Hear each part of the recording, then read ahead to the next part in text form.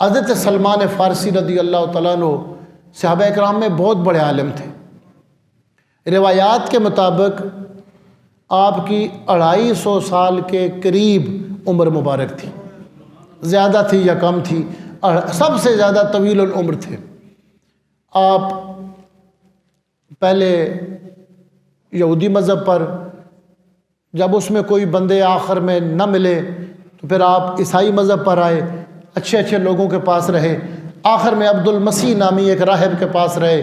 جب وہ دنیا سے جانے لگا تو کہنے لگے اب میں حق کی تلاش میں کدھر جاؤں گا؟ تو انہوں نے کہا اب جلدی جلدی تمہارے سامنے حق نہیں آئے گا، ایک کھجوروں والی زمین میں جا کر انتظار کرنا، اللہ کا آخری نبی وہاں ہجرت کر کے آئے گا۔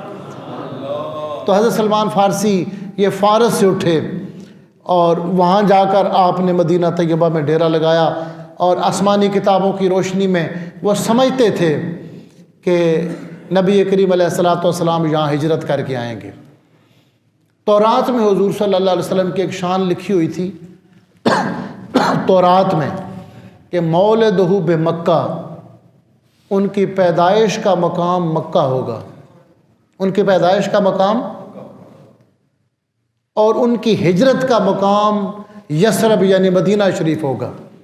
اور فرمایا ان کی جو سلطنت روئے زمین پر قائم ہوگی وہ شام میں ہوگی۔ جو روئے زمین پر سلطنت، آپ دیکھیں دنیا کے اندر کتنی ہی تاریخیں اٹھتی ہیں۔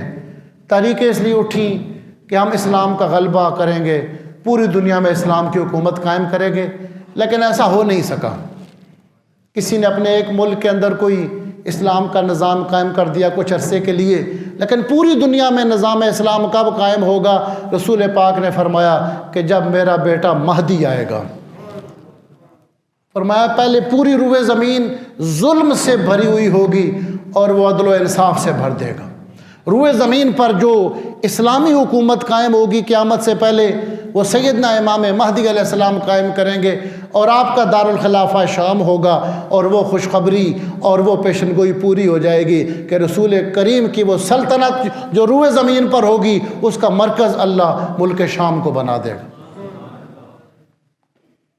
حضرت مولا کائنات سیدنا علی بن ابی طالب کے ساتھ جنگ کے دوران ایک بار کچھ لوگوں نے آل شام پہ لعنت کی، تو آپ نے فرمایا نہیں نہیں ایسا نہ کرو، آل شام میں ہمیشہ 40 ابدال رہیں گے، اور فرمایا ان کے اندر ایسے لوگ ہوں گے جن کی وجہ سے اللہ لوگوں کو رزق عطا فرمائے گا، اور ان کی برکت سے اللہ لوگوں کی مصیبتوں کو دور فرمائے گا۔